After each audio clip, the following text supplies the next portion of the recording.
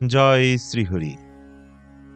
গীতামৃত প্রদানকারী ইতিহাসের সবথেকে বড় মহাকাব্য মহাভারত কথার অনুরাগী সকল শ্রোতাবৃন্দকে সশ্রদ্ধ প্রণতি নিবেদন করে শুরু করছি মহাভারতের আদি পর্বের পঞ্চবিংশতি থেকে অষ্টবিংশতি অধ্যায়, যেখানে বর্ণনা করা হবে পুরুবংশের বিবরণ, রাজর্ষি শান্তনুর সঙ্গে গঙ্গার বিবাহ এবং ভীষ্মের জন্মের কারণ, ভীষ্মের ভীষণ প্রতিজ্ঞা এবং শান্তনুর সঙ্গে সত্যবতীর বিবাহ, চিত্রাঙ্গদ এবং বিচিত্র বীর্যের চরিত্র, ভীষ্মের পরাক্রম ও ধৃতরাষ্ট্র পাণ্ডু এবং বিদুরের জন্ম। তাই সবাইকে মনোযোগ সহকারে শ্রবণ করার অনুরোধ রইল। তার আগে অমৃত কাদম্বিনী চ্যানেলটি সাবস্ক্রাইব না করলে এখনই সাবস্ক্রাইব করুন আর নিত্য মহাভারত কথা শ্রবণ করুন। হরি ওম তৎসৎ। পারাশর্যবচঃ সরজমমলম গীতার্থগন্ধৎকট্টম নানাখ্যানককেশরম হরিকথসম্মোদনাবুধীতম লোকে সজ্জন সটপदैरहर পেপীয়মানম মুদা ভুয়াদ ভারত পঙ্কজম কলিমল প্রদংশী ন শ্রেয়সে। অর্থাৎ মহর্ষি পরাশরের পুত্র ব্যাসদেবের বাক্যরূপ সরোবরজাত, হরিকথা প্রসঙ্গ দ্বারা প্রস্ফুটিত, নানা আখ্যানরূপ কিশোরযুক্ত যে পদ্মের মধু এই জগতে সজ্জনরূপ ভ্রমরগণ অহরহর পান করেন, কলিকালের কুলুষনাশক গীতারূপ তীব্র সুগন্ধযুক্ত অমল মহাভারত রূপ সেই পদ্ম আমাদের কল্যাণের কারণ হোক। নারায়ণম নমস্কৃত্য নরম চৈব নরোত্তমম দেবীম সরস্বতীম ব্যাসম তত জয়মত ধীরহি। অন্তর্যামী নারায়ণ স্বরূপ ভগবান শ্রীকৃষ্ণ, তার সখা অর্জুন, তার লীলা প্রকটকারিণী ভগবতী সরস্বতী এবং তার প্রবক্তা ভগবান ব্যাসকে নমস্কার করে অধর্ম ও অশুভ শক্তির পরাভবকারী চিত্তশুদ্ধিকারী মহাভারত গ্রন্থের পাঠ আরম্ভ করা হল। ওম নমো ভগবতে বাসুদেবায়। মহাভারতের আদি পর্বের পঞ্চবিংশতি অধ্যায়, পুরুবংশের বর্ণনা। মহারাজ পরীক্ষিত নন্দন জনমেজয় বললেন, ভগবান, আমি এখন পুরুবংশের যশস্বী রাজাদের বংশের বিবরণী শুনতে আগ্রহী। আমি জানি এই বংশের কোনো রাজাই কুল, মান, শীল, শক্তি অথবা সন্তানভোগ্যহীন নন। বৈশম্পায়ন বললেন, ঠিক কথা। মহর্ষি দ্বৈপায়ন আমার কাছে আপনাদের বংশের বর্ণনা করেছেন, আমি সেই পুণ্য কথা আপনাকে শোনাচ্ছি। দক্ষ থেকে অদিতি, অদিতি থেকে বিবসান, বিবসান থেকে মনু, মনু থেকে ইলা, ইলা থেকে পুরুর্বা, পুরুর্বা থেকে আয়ু, আয়ু থেকে নহুষ এবং নহুষ থেকে যজাতি জন্মগ্রহণ করেন। যজাতির দুজন স্ত্রী ছিলেন, দেবযানী এবং শর্মিষ্ঠা। দেবযানীর দুই পুত্র, যদু এবং তুর্বসু। শর্মিষ্ঠার তিন পুত্র, দ্রুহু, অনু এবং পুরু। যদু থেকে যাদব এবং পুরু থেকে পৌরব বংশের সৃষ্টি। পুরুর পত্নীর নাম কৌশল্যা, তার থেকেই জনমেজয়ের জন্ম হয়। ইনি তিনটি অশ্বমেধ যজ্ঞ এবং একটি বিশ্বজিৎ যজ্ঞ করেন। জনমেজয়ের পত্নীর নাম অনন্তা, তার পুত্র প্রচ্ছিন্নান। প্রচ্ছিন্নানের স্ত্রী ছিলেন অশ্বকী, তার থেকে সংজাতির জন্ম হয়। সংজাতির পত্নী বরাঙ্গী থেকে জন্ম হয় অহংজাতি নামক পুত্রের। অহংজাতির পত্নী ভানুমতী, তার পুত্র সার্বভৌম। সার্বভৌমের পত্নী সুনন্দা, তার গর্ভে জন্ম হয় জয়ৎসেনের। জয়ৎসেনের বিবাহ হয় সুশ্রুবার সঙ্গে, তার পুত্র অবাচিন। অবাচিনের পত্নী মর্যাদার পুত্র হল অরিহ। অরিহের পত্নী ফলাঙ্গী, তার পুত্র মহাভৌম। মহাভৌমের পত্নী সুযোগ্যা, তার গর্ভে জন্মগ্রহণ করে অযুতনায়ী। অযুতনায়ীর স্ত্রী কামা, তার পুত্র অক্রোধন। অক্রোধনের বিবাহ হয় করম্বার সঙ্গে, তাদের পুত্র দেবাতিথি। দেবাতিথির সঙ্গে মর্যাদার বিবাহ হয়, তার পুত্র অরিহ। অরিহের সুদেবা পত্নী থেকে ঋক্ষ নামক পুত্রের জন্ম হয়। ঋক্ষের জ্বালা নামক পত্নীর গর্ভে মতি নারীর জন্ম হয়। তিনি সরস্বতী নদীর তীরে ১২ বৎসর ধরে সর্বগুণ সম্পূর্ণ যজ্ঞ করেন। যজ্ঞ সমাপ্ত হলে সরস্বতী তাকে বিবাহ করেন। তার গর্ভে জন্ম নেয় তংশু। তংশুর পত্নী কালিঙ্গিনীর পুত্র ইলিন। ইলিনের পত্নী রথন্তীর গর্ভে দুষ্যন্তাদি 5 পুত্র জন্মায়। দুষ্যন্তের পত্নী শকুন্তলার পুত্র হল ভরত। ভরতের পত্নী সুনন্দার গর্ভে ভূমন্যু জন্ম নেয়। ভূমন্যুর পত্নী বিজয়ার পুত্র হল সুহূত্র। সুহূত্র সবুর্ণাকে বিবাহ করায় তার পুত্র হস্তি জন্মগ্রহণ করে। তিনি হস্তিনাপুর স্থাপন করেন। হস্তির পত্নী যশোধরার গর্ভে বিকুণ্ঠন এবং বিকুণ্ঠনের পত্নী সুদেবা থেকে অজমির জন্ম নেয়। অজমিরের নানা পত্নীর গর্ভে 124 পুত্র জন্মগ্রহণ করে। এক একজন এক একটি বংশের প্রবর্তক হয়। তাদের মধ্যে ভরত বংশের প্রবর্তকের নাম ছিল সংবরণ। সংবরণের পত্নী তপতির গর্ভে কুরু জন্ম নেন।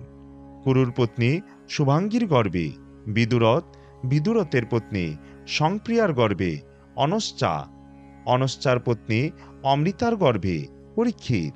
পরীক্ষিতের পত্নী সুযশার গর্ভে ভীমসেন। ভীমসেনের পত্নী কুমারীর গর্ভে প্রতিশ্রবা এবং প্রতিশ্রবার পুত্র প্রতীপ জন্মগ্রহণ করেন। প্রতীপের পত্নী সুনন্দার গর্ভে 3 পুত্র জন্মগ্রহণ করে, দেবাপী, শান্তনু এবং বাহুল্যিক। দেবাপী বাল্যকালেই তপস্যা করতে চলে যান। অতএব শান্তনু রাজা হন। তিনি কোনো বৃদ্ধ লোককে হাত দিয়ে স্পর্শ করলে সেই ব্যক্তি যুবক ও সুখী হয়ে উঠতেন। সেই জন্যই তার নাম হয়েছিল শান্তনু। ভগীরথী গঙ্গার সঙ্গে শান্তনুর বিবাহ হয়েছিল। দেবব্রত নামে তাদের যে পুত্র জন্মান তিনি পরবর্তীকালে বিশ্বনামে প্রসিদ্ধ হন। পিতার প্রসন্নতার জন্য তিনি সত্যবতীর সঙ্গে তার পিতা শান্তনুর বিবাহ দেন। সত্যবতীর গর্ভে বিচিত্রবীর্য এবং চিত্রাঙ্গদ নামে 2 পুত্র জন্মায়। চিত্রাঙ্গদ অল্প বয়সেই গন্ধর্বের সঙ্গে যুদ্ধে নিহত হন। বিচিত্রবীর্য রাজা হলেন। তার 2 পত্নী ছিলেন অম্বিকা এবং অম্বালিকা। অপুত্রক অবস্থায় বিচিত্রবীর্য মারা যান। তার মাতা সত্যবতী ভাবলেন এবার হয়তো রাজা দুষ্যন্তের বংশ লোপ হয়ে যাবে। এই অবস্থায় তিনি ব্যাসদেবকে স্মরণ করলেন। ব্যাসদেব এলে তিনি বললেন, তোমার ভ্রাতা বিচিত্রবীর্য সন্তানহীন অবস্থায় পরলোকে গমন করেছে, তুমি তার বংশ রক্ষা করো। ব্যাসদেব মাতৃ আজ্ঞায় অম্বিকার গর্ভে ধৃতরাষ্ট্র, অম্বালিকার গর্ভে পাণ্ডু এবং তার দাসীর গর্ভে বিদুরের জন্ম দিলেন। ব্যাসদেবের বরে ধৃতরাষ্ট্রের 100 পুত্র জন্মগ্রহণ করে। তার মধ্যে 4 জন প্রধান: দুর্যোধন, দুঃশাসন, বিকর্ণ এবং চিত্রসেন। পাণ্ডুর পত্নী কুন্তির গর্ভে 3 পুত্র জন্ম নেন: যুধিষ্ঠির, ভীমসেন এবং অর্জুন।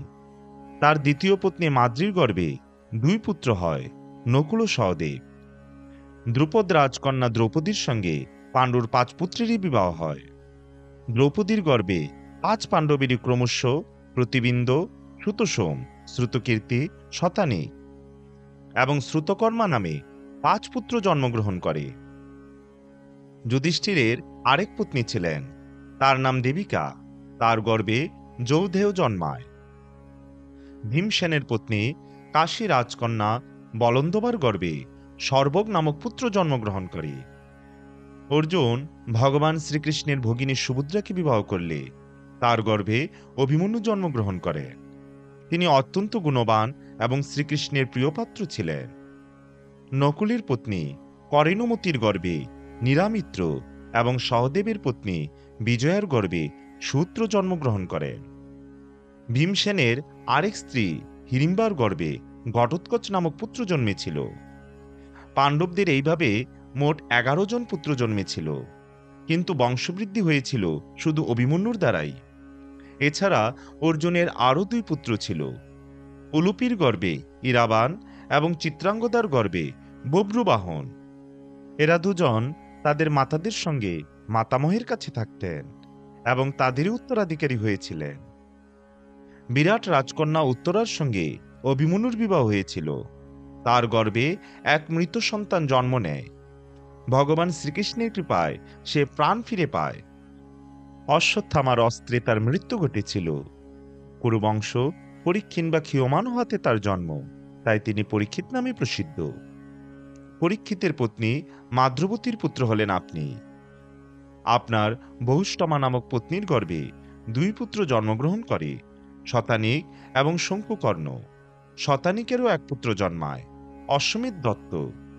আপনার জানবার আগ্রহে আমি পুরুবংশের বর্ণনা করলাম। মহাভারতের আদি পর্বের ষষ্ঠ বিংশতি অধ্যায়। রাজর্ষি শান্তনুর সঙ্গে গঙ্গার বিবাহ এবং তাদের পুত্র ভীষ্মের জন্মের কারণ। বৈশম্পায়ন বললেন, জনমেজয়, ইক্ষ্বাকু বংশে মহাবিশ নামে এক রাজা ছিলেন। তিনি অত্যন্ত সত্যনিষ্ঠ এবং পরাক্রমশালী ছিলেন। অনেক অশ্বমেধ এবং রাজস্বীয় যজ্ঞ করে তিনি স্বর্গপ্রাপ্ত হয়েছিলেন। একদিন বহু দেবতা এবং মহাবিশ সহ সকল রাজর্ষি ব্রহ্মার চরণে উপস্থিত হলেন। সেই সময় গঙ্গাদেবীও সেখানে উপস্থিত ছিলেন। বায়ু তার হাওয়ার দাপটে গঙ্গাদেবীর শ্বেত বস্ত্র শরীরের উপর থেকে সরিয়ে দিয়েছিলেন। উপস্থিত সকলেই লজ্জা পেয়ে চক্ষু নত করেছিলেন, কিন্তু মহাবিশ নিঃশঙ্ক হয়ে তা দেখতে লাগলেন। ব্রহ্মা তাই লক্ষ্য করে বললেন, মহাবিশ, তুমি এবার পৃথিবীতে যাও। যে গঙ্গার দিকে তুমি তাকিয়ে আছো সে তোমার অপ্রিয় কাজ করবে। তুমি তার উপর যখন ক্রোধান্বিত হবে তখন তুমি সেই শাপ থেকে মুক্তি লাভ করবে। মহাবিশ ব্রহ্মার নির্দেশ শিরোধার্য করে ঠিক করলেন যে তিনি পুরুবংশের রাজা প্রতীপের পুত্ররূপে জন্মাবে। গঙ্গাদেবী সেখান থেকে ফিরে আসার সময় পথে বসুদের সঙ্গে তার সাক্ষাৎ হয়। তারা বশিষ্ঠের শাপে শ্রীহীন অবস্থায় ছিলেন। বশিষ্ঠ তাদের অভিশাপ দিয়েছিলেন যে তারা মনুষ্য হয়ে জন্মাবে। গঙ্গাদেবী বসুদের সঙ্গে কথাবার্তা বলে ঠিক করলেন যে তিনি বসুদের গর্ভে ধারণ করবেন এবং জন্ম নিবার সঙ্গে সঙ্গে তাদের মুক্ত করে দেবেন। সেই ৮ বসুগণও নিজেদের অষ্টমাংশ থেকে এক পুত্রকে মর্তলোকে থাকতে দেবার অঙ্গীকার করলেন এবং জানিয়ে দিলেন যে সেই সন্তান অপুত্রক থাকবেন। পুরুবংশের রাজা প্রতীপ তার পত্নীর সঙ্গে গঙ্গা তীরে তপস্যা করছিলেন। ভগবতী গঙ্গা একদিন সুন্দরী মূর্তি ধারণ করে তার কাছে এলেন। কুশল বিনিময়ের পর নানা আলোচনার মধ্যে প্রতীপ ইচ্ছা প্রকাশ করলেন যে তিনি যেন তার ভাবী পুত্রের পত্নী হন। গঙ্গাদেবী প্রতীপের কথা মেনে নিলেন এবং রাজা প্রতীপ পুত্রলাভের উদ্দেশ্যে নিজ স্ত্রীকে সঙ্গে নিয়ে কঠোর তপস্যা করলেন। বৃদ্ধাবস্থায় মহাবিশ তার পুত্ররূপে জন্মগ্রহণ করলেন। সেই সময় রাজা প্রতীপ প্রয়াণরত অথবা তার বংশ লুপ্তপ্রায়। সেই অবস্থায় পুত্র জন্মানোতে তার নাম হল শান্তনু। শান্তনু যৌবনপ্রাপ্ত হলে রাজা প্রতীপ তাকে জানালেন, এক রমণীয় দিব্য নারী তোমার কাছে পুত্র কামনায় আসবে। তুমি তাকে কোনো কিছু প্রশ্ন না করে সে যা করবে তাই মেনে নিও। এই বলে তিনি শান্তনুকে রাজসিংহাসনে বসিয়ে বানপ্রস্থে গমন করলেন। রাজর্ষি শান্তনু একবার শিকার করতে করতে গঙ্গা তীরে এসে উপস্থিত হলেন। সেখানে তিনি এক পরমা সুন্দরী নারীকে দেখতে পেলেন। তাকে দেখে স্বর্গের লক্ষ্মীদেবী মনে হচ্ছিল। তার রূপ দেখে শান্তনু বিস্মিত হয়ে গেলেন। তার সমস্ত শরীরে রোমাঞ্চ হল। তিনি তাকে অপলক নেত্রে দেখতে লাগলেন। সেই দিব্য নারীর মনেও শান্তনুর জন্য প্রেম উদয় হল। শান্তনু তার পরিচয় জিজ্ঞাসা করে বললেন, তুমি আমাকে পতিরূপে স্বীকার করো। সেই দিব্য নারী বললেন, রাজন, আমি আপনার রানী হতে রাজি আছি, কিন্তু আমার একটি শর্ত আছে। তা হলো এই যে আমি ভালো মন্দ যে কাজই করি আপনি আমাকে বাধা দেবেন না, কিছু বলবেন না। যতদিন আপনি এটি মেনে চলবেন ততদিন আমি আপনার কাছে থাকব। যেদিন আপনি বাধা দেবেন বা কটু কথা বলবেন সেই দিন আমি আপনাকে ছেড়ে চলে যাব। রাজা তার কথা মেনে নিলেন। গঙ্গাদেবী অত্যন্ত প্রসন্ন হলেন। রাজাও তাকে আর কিছু জিজ্ঞাসা করলেন না। রাজর্ষি শান্তনু গঙ্গাদেবীর শীল, সদাচার, রূপ, সৌন্দর্য, উদারতা ইত্যাদি সদ্গুণ এবং সেবা দ্বারা অত্যন্ত প্রসন্ন আনন্দিত হলেন। তিনি গঙ্গাদেবীর প্রেমে এমনই মগ্ন ছিলেন যে বহু বর্ষ কেটে গেলেও তিনি তা অনুভব করতে পারলেন না। গঙ্গাদেবীর গর্ভে একে একে শান্তনুর 7 পুত্র জন্মালো। কিন্তু পুত্র জন্মগ্রহণ করলেই গঙ্গাদেবী আমি তোমার প্রসন্নতায় কাজ করছি বলে তাকে গঙ্গাজলে বিসর্জন দিতেন। রাজা শান্তনুর এই কাজ পছন্দ ছিল না, কিন্তু পাছে গঙ্গাদেবী তাকে পরিত্যাগ করে চলে যান, সেই জন্য তিনি কোনো প্রকার বাধা দিতেন না। 7 পুত্রকে এইভাবে বিসর্জন দেওয়া হলে গঙ্গাদেবীর অষ্টম পুত্র জন্মালো। এবার রাজা শান্তনু এই পুত্রের পরিণামের কথা ভেবে দুঃখিত হলেন। তার মনে ইচ্ছা হলো যে এই পুত্রটি আমার কাছে থাক।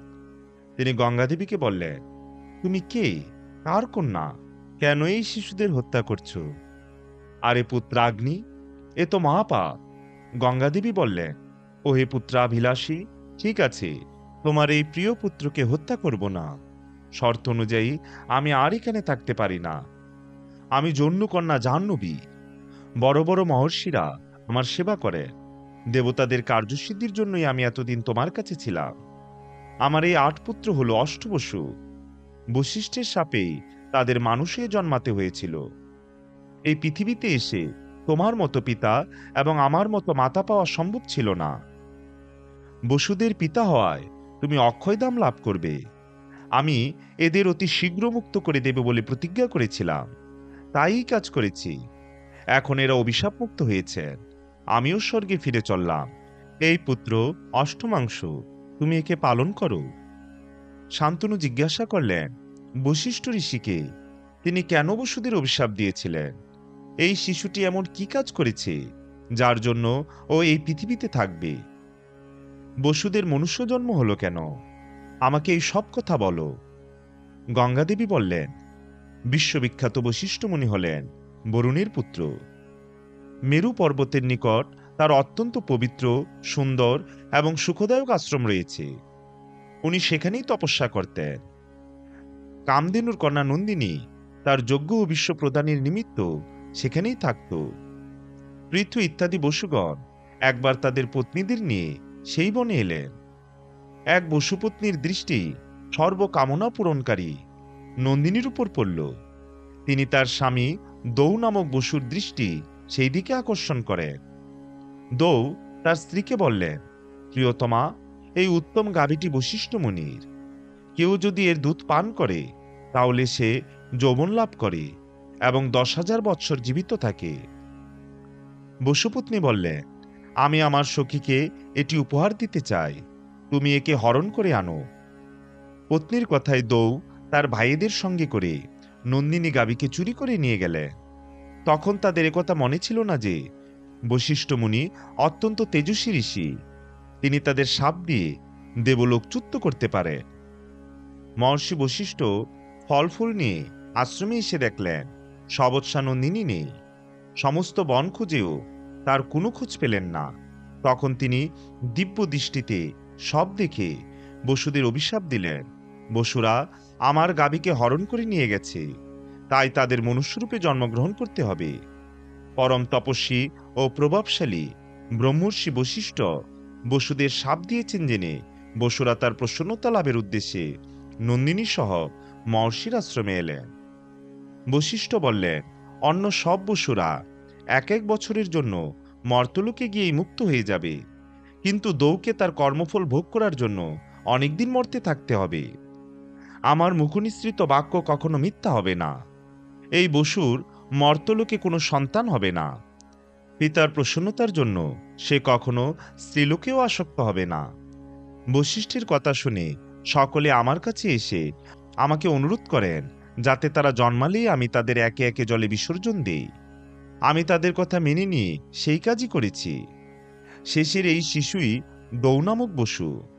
এ বহুকাল পৃথিবীতে থাকবে। এই বলে গঙ্গাদেবী শিশুটিকে নিয়ে অন্তর্ধান করলেন। হে জনমেজয়, রাজা শান্তনু অত্যন্ত মেধাবী, ধর্মাত্মা এবং সত্যনিষ্ঠ ছিলেন।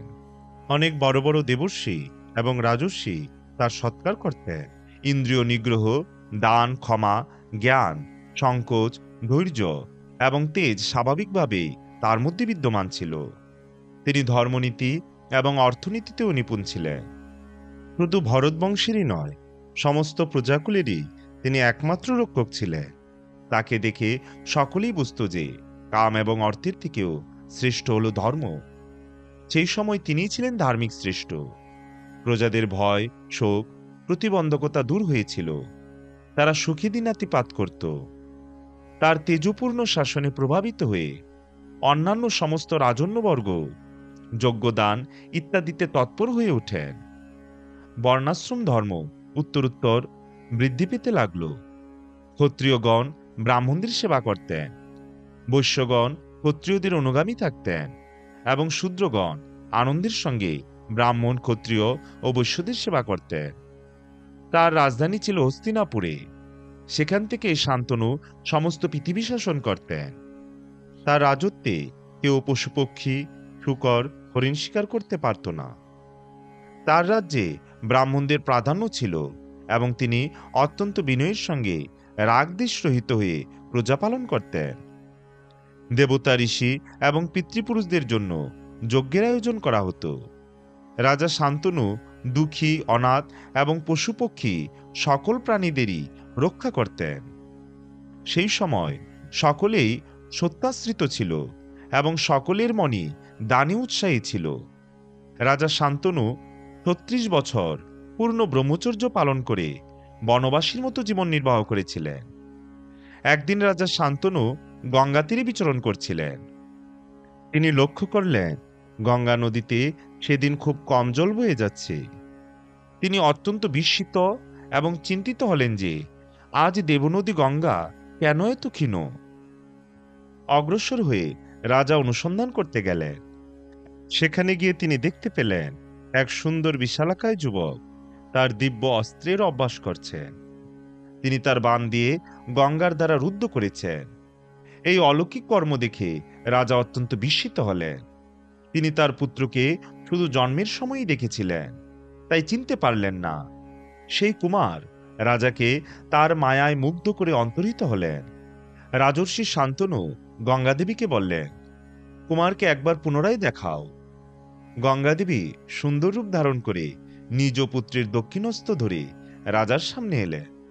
কুমারের অনুপম সৌন্দর্য, দিব্য বসনভূষণ দেখে রাজা তাকে চিনতে পারলেন না।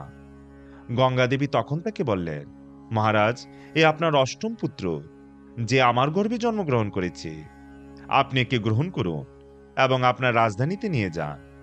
এই পুত্র বশিষ্ঠ ঋষির কাছে সমস্ত বেদোদ্যয়ন করেছে এবং অস্ত্র শিক্ষাও সম্পূর্ণ করেছে। এই শ্রেষ্ঠ ধনুর্ধর যুদ্ধে দেবরাজ ইন্দ্রের সমকক্ষ। দেবতা এবং অসুর সকলেই একে সম্মান করে। দৈত্যগুরু শুক্রাচার্য এবং দেবগুরু বৃহস্পতি যা কিছু জানেন, এই পুত্রের সে সবই প্রাপ্ত হয়েছে। স্বয়ং ভগবান পরশুরামের যে অস্ত্রের জ্ঞান আছে, এ তারও সমকক্ষ।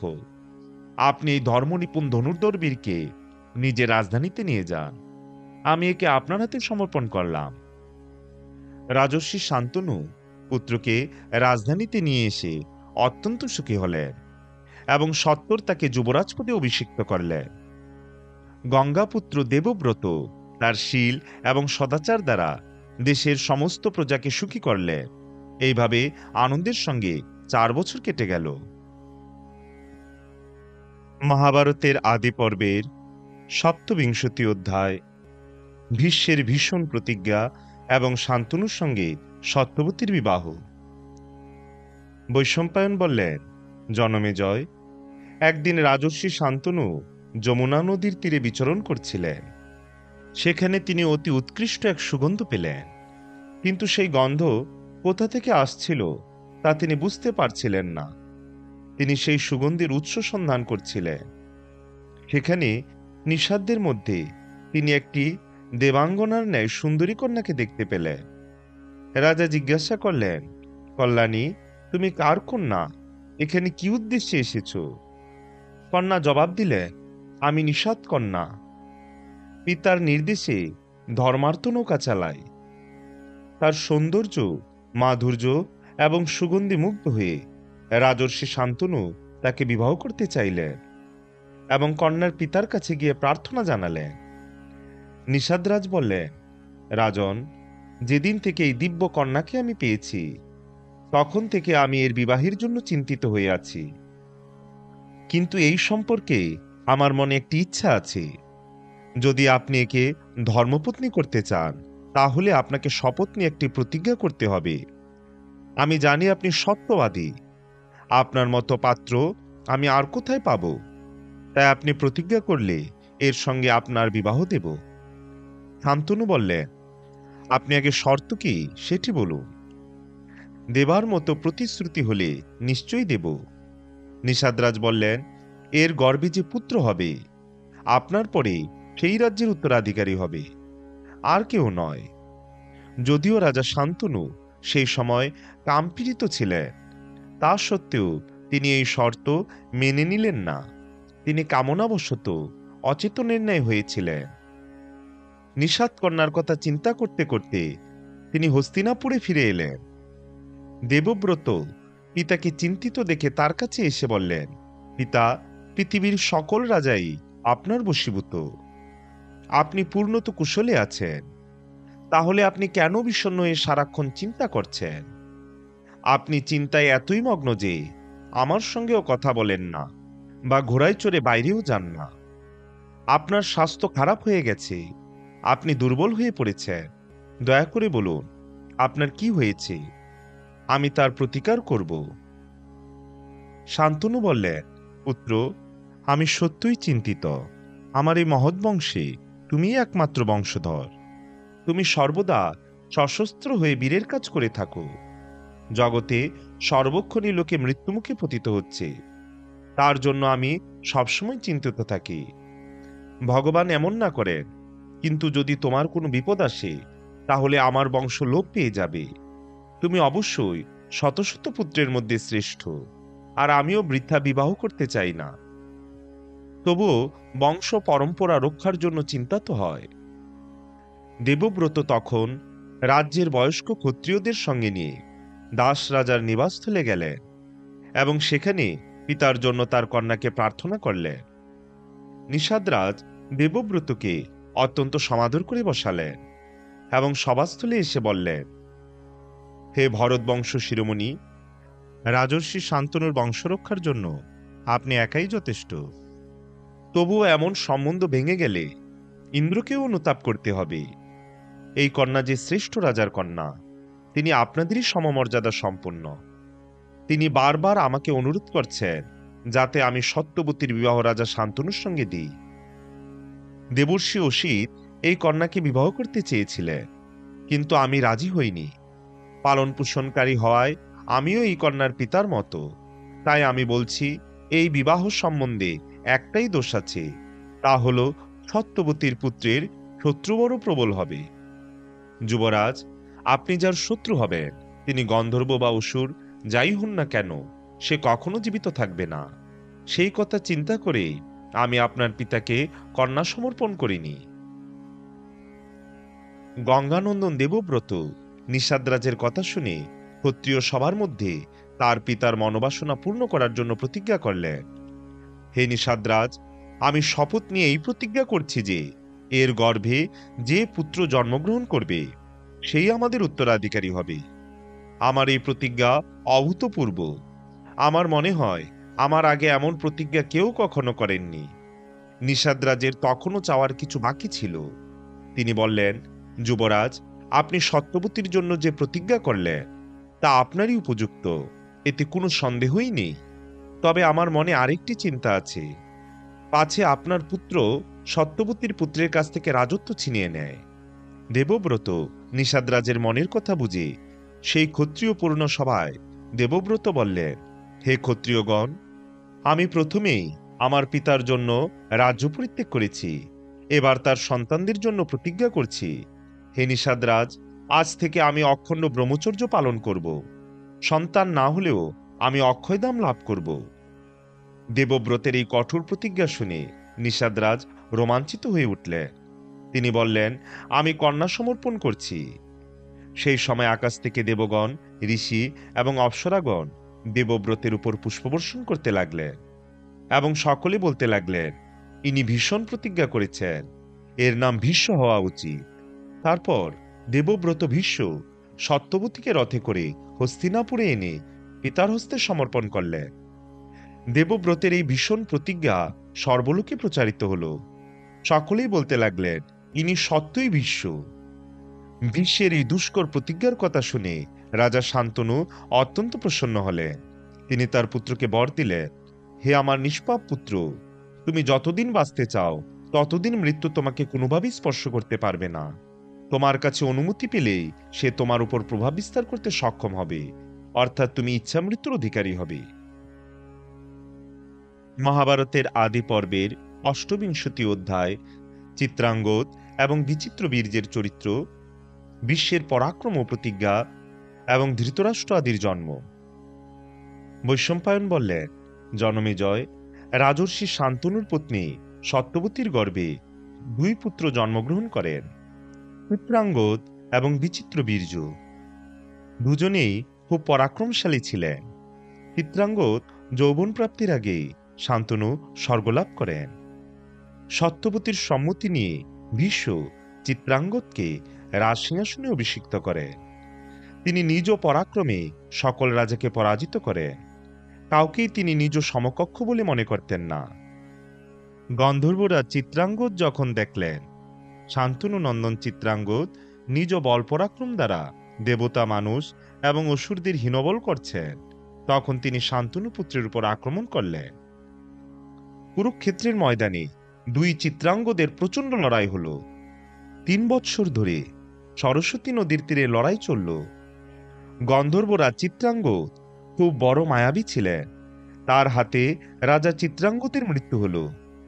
ভীষ্ম ভাইয়ের অন্ত্যেষ্টিক্রিয়া সম্পূর্ণ করে ছোট ভাই বিচিত্র বীর্যকে রাজসিংহাসনে বসালেন। বিচিত্র বীর্য তখন বালক। তিনি বিশ্বের নির্দেশ অনুযায়ী রাজ্যশাসন করতেন। আসলে তিনি বিশ্বের নির্দেশ পালন করতেন। বিশ্বই ছিলেন প্রকৃত রক্ষক।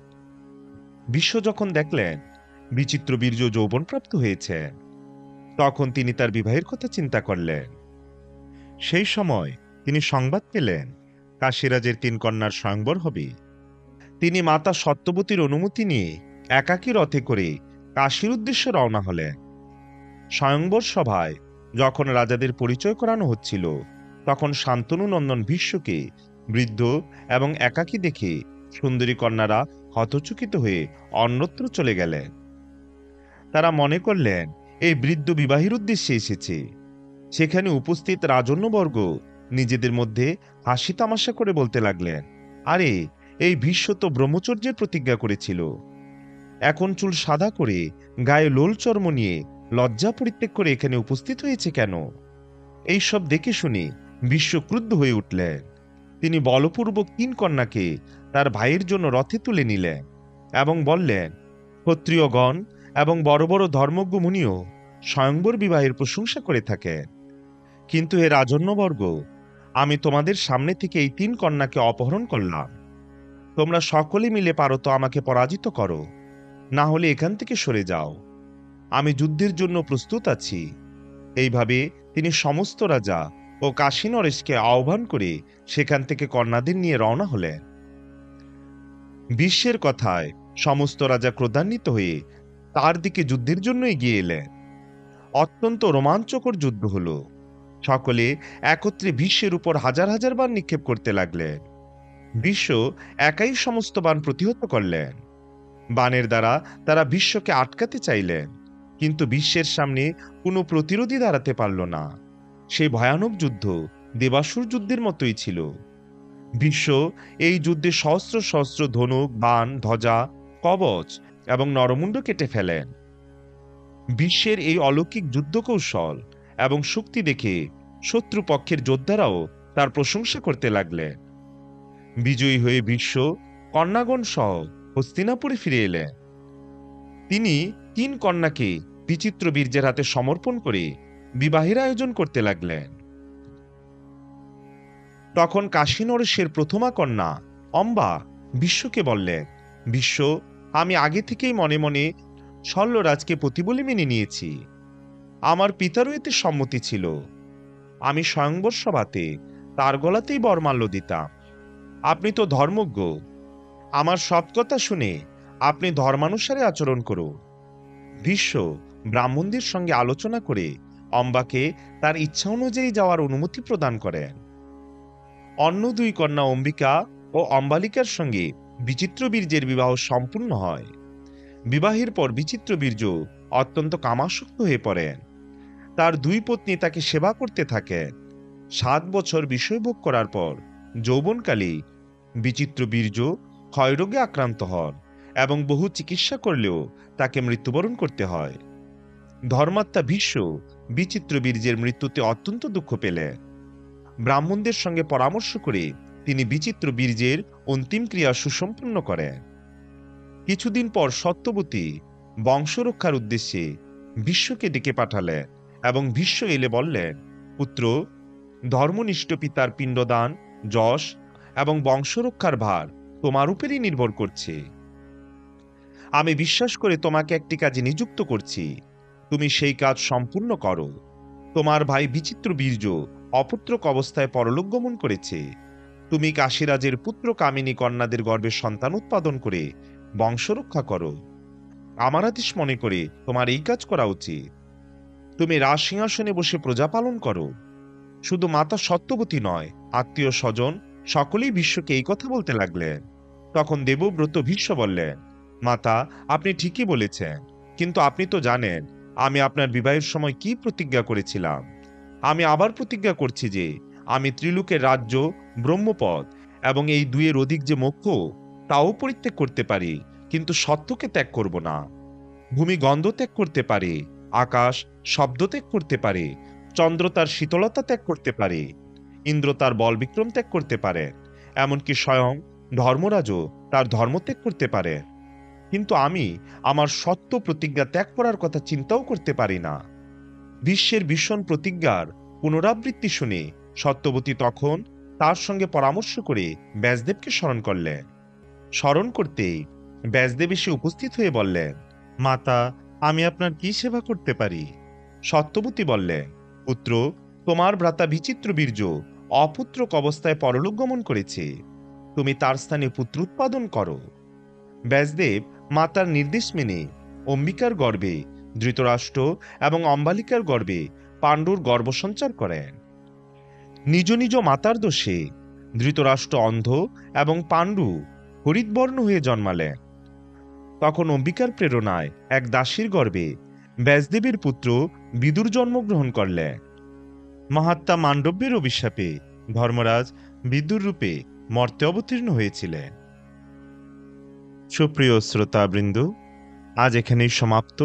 পরবর্তীতে আমরা শ্রবণ করব ধর্মরাজ কেন বিদুররূপে জন্মগ্রহণ করলেন, মান্ডব ঋষির উপাখ্যান, ধৃতরাষ্ট্র আদির বিবাহ এবং পাণ্ডুর দিগ্বিজয়, আর ধৃতরাষ্ট্রের পুত্রাদির জন্ম এবং তাদের নাম। তাই সবাইকে পরবর্তী ভিডিও দেখার আমন্ত্রণ রইল। ওম ইয়াদক্ষরং পরিভ্রষ্টং মাত্রাহীনং চ ইয়াদ্ভবেৎ পূর্ণং ভবতু তৎসর্বং তৎপ্রসাদাৎ জনার্দন। জয় জয় মহাকাব্য মহাভারতের জয়, মহাভারত কথা শ্রবণকারী সকল ভক্তবৃন্দের জয়। জয় শ্রীকৃষ্ণ চৈতন্য প্রভু নিত্যানন্দ, শ্রী অদ্বৈত গদাধর শ্রীবাসাদি শ্রী গৌর ভক্তবৃন্দ। হরে কৃষ্ণ কৃষ্ণ কৃষ্ণ হরে হরে, হরে রাম রাম রাম হরে হরে। জয় শ্রী হরি।